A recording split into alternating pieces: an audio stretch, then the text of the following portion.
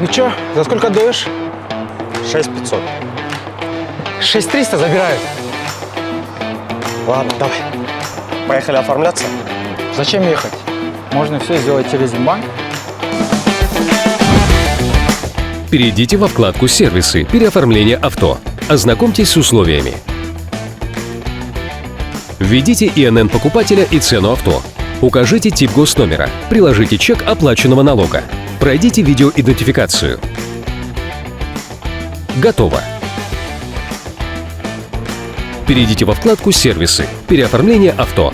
Подтвердите договор купли-продажи. Пройдите видеоидентификацию.